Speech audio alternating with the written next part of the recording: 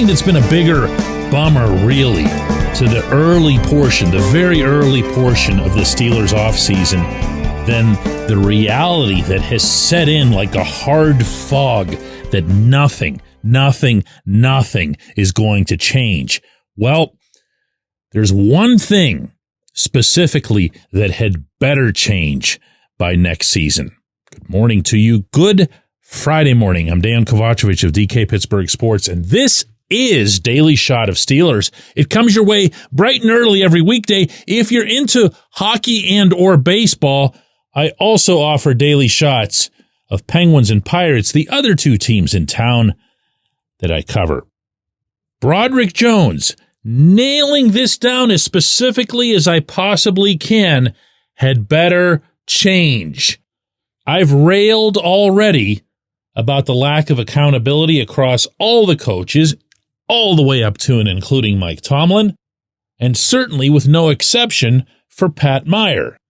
But I'm also not going to pretend that what's wrong with the offensive line is some broad scope thing, because it's not. It's not. Dan Moore was the same left tackle that he was his entire time in Pittsburgh. He'd occasionally have himself a game, he'd occasionally struggle, and more often than not, the needle went toward the latter rather than the former. But he wasn't a high pick, he wasn't a high pedigree guy, and I don't know how many people anywhere in the football world would hold Meyer to task for that versus, Tomlin and the upper management for continually putting him into that position. Anybody have an issue with Isaac Seumalo? No. Anybody have an issue with James Daniels before he got hurt? Wow, no. Anybody have an issue with Zach Frazier as a rookie? I don't think so. Anybody have an issue with Mason McCormick? Looks like he could still get better, but looks like he's off to an encouraging start. Broad, on the other hand, did something it's the coach's worst enemy. Any position, any sport. And that's when somebody goes out there and gets it done right away and gets it done for a sustained span of time. Or in Broad's case, his entire rookie year, with very, very, very few exceptions. You didn't even hear his name. Didn't even think about him. He was just a number, just a quiet collection of dot matrices on your TV that you just didn't even know existed. And then training camp happened. Then the preseason happened.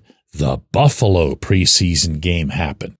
And all of a sudden, he's all we're talking about, and on merit.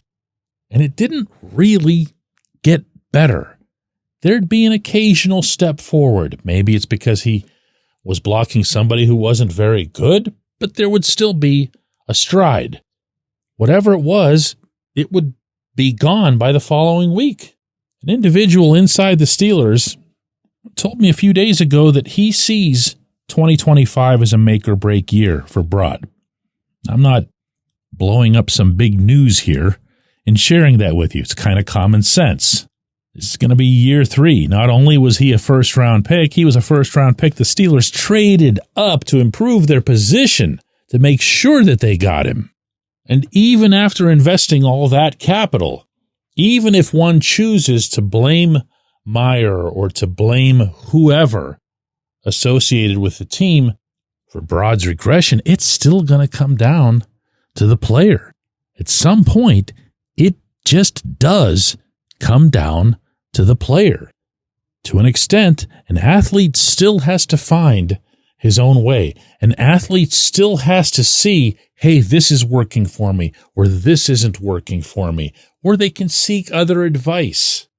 They can watch film of other players. Alejandro Villanueva, when he was learning the tackle position from scratch, used to study, told me this, random video of David Bakhtiari, the decade-long standout left tackle in Green Bay. No coach told Al to do that. Al did that because he wanted to, because he felt that Bakhtiari was the very best at what he does and that he wouldn't be doing his own job if he wasn't taking it upon himself to learn as much as he could, including just, visual examples that are right there and available to you of someone who's doing it at the very highest level. That's got to happen. When Brod's coaches tell him that it's not just about your initial push, you got away with that in high school and you got away with that in college because you were so much bigger and stronger than everybody else, you can't just give somebody a shove and say the play's over. You can't stop. You can't stop on a football play. He, like the right tackle before him that had the same problem, Chooks Okorafor, stops all the time. He, like Chooks, is built in such a freakish and athletic way that they could get away with that until they couldn't. So, laying all of this out, do the coaches bear responsibility? Yes.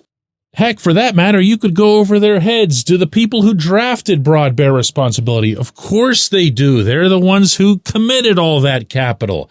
But ultimately, it comes down to 77, and it comes down to him figuring out a way to do his job.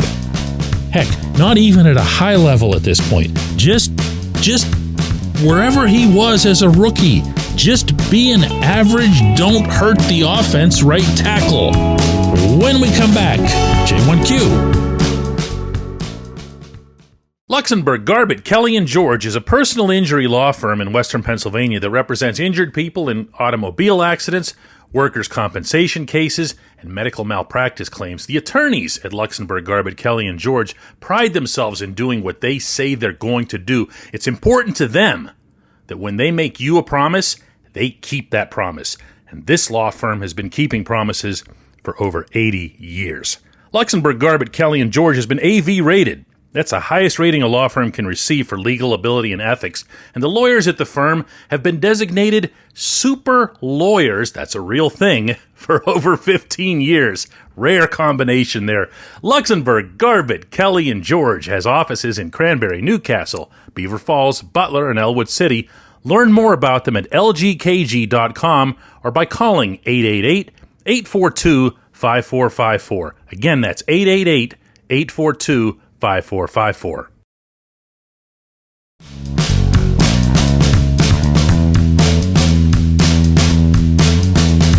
Today's J1Q comes from Hank, who says, DK, Mike Tomlin lives in his fears and is now being exposed as the fraud that he is. When a former wide receiver calls your defense a joke and laughs at the fact that you never change anything, isn't it time to call it a career? For anybody who doesn't know of Hank's reference there, Julian Edelman was on a podcast around Super Bowl time and was telling a story about how every time he faced Pittsburgh, he had an astoundingly easy time getting open because the Steelers would never, ever, ever adjust. And he knew it. Tom Brady knew it. Everybody on the New England offense knew it. And if you think about it, and recalling a lot of those games, it wasn't just Edelman. It was everybody who looked and ran like Edelman. It wasn't just Gronk. It wasn't any one person. It was just that there were no answers because there was nothing happening really from the Pittsburgh perspective to make the Patriots remotely uncomfortable. So Edelman, no doubt, was telling the truth. Edelman's story and the way he worded it, no doubt, was damning of Tomlin and obviously of anybody else that would have been coaching under him at the time. Okay, so now take that part of what I just discussed there and just slide it off to the side of the figurative desk here while I bring up something else. Teams do this all the time. Players do this all the time. Other coaches do this all the time. There is nothing ever that makes a football person happier than when they feel they have not just out-schemed somebody, but grossly out-schemed somebody. And they will say stuff like this all the time. The only reason this got attention is because Edelman is a member of those Patriots and he was taking a shot at Tomlin. To reemphasize here, I'm not downplaying either the truthfulness or the relevance of what Edelman brought up. I am sharing with you a broader perspective that everybody does this. 2 seasons ago, when Kenny Pickett and the offense went into Cincinnati and had a really nice day, the Steelers threw about 1.5 million passes across the middle to Pat Freiermuth. Why? Because the Bengals were just idiots. They had set themselves into a pattern that was amazingly predictable, easy to pick apart, and they never, ever changed it. Well, they did actually a little bit later in the season when they came into Pittsburgh. But that day in their stadium, they never changed it. And Tomlin couldn't resist after the game saying, if they're going to give us that, we're going to take it. The players with whom I spoke afterward, including Freiermuth himself, were virtually laughing. They were falling all over themselves in the locker room that this had occurred. Just this past season, the Steelers' big win, as it turns out, in Landover, Maryland, against the Commanders. It was in the middle of the season. It was seen as their first big test. Jaden Daniels was only beginning to build up his reputation. And I'm going to share with you here that there was one player on the Pittsburgh defense who was telling me after the game, couldn't control his laughter. I'm not going to tell you who this was because it wasn't a formal interview, that Daniels was telling the Steelers defense that he wanted no part of them, that he wasn't going to be running against them. He had reached a point in the game where he just said, this is dumb. Running against these guys is stupid. But as the game went on, it apparently took Washington's coaches quite some time to figure this out. By the time they adjusted and started hitting Terry McLaurin for big plays, it was too late to undo that damage. Terrible reflection on the Commanders, right? No. It's just a thing. It happens all the time. Are Washington's coaches stupid? Of course they aren't. In fact, they might have been getting praised more than anybody else in the league this year for the way that team turned things around. So that's all I'm saying here. Yes, Edelman was right. Yes, Tomlin was terrible when he coached against New England. But yes, also, this sort of stuff happens all the time. And these discussions happen all over the place. Both things can be true, and both things are true. I appreciate the question. I appreciate everybody listening to Daily Shot of Steelers. We'll be back with another one of these on Monday. And don't forget, today, we'll have a double shot of Steelers coming your way at 5 p.m.